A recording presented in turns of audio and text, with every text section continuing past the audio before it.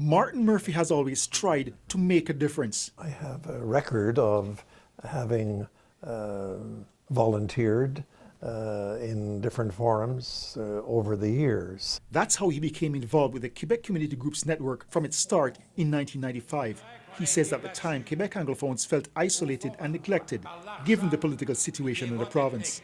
There was still the angst about the exodus, the lack of promise for the new generation. And that the community didn't get much support from the Canadian government. We had difficulty in getting the federal government to understand that we are also a minority who happen to be living in Quebec.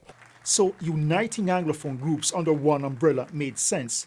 Over the years, he believes it helped to improve conditions for the community. We have been able to demonstrate that over the years, for sure. Clifford Lincoln worked with Murphy at the English-speaking Catholic Council. And he stayed there for 16 years because once he was there, nobody wanted to let him go. He isn't surprised that Murphy decided to work with the QCGN while heading the Catholic Council. Murphy was also QCGN President for 5 years. I think basically he has always been a contributor. This is part of his genes. He says it's an example of what service to the community means. Battles that he led in the field of education, health, human rights is extremely impressive. Most of it done after he retired as an educator.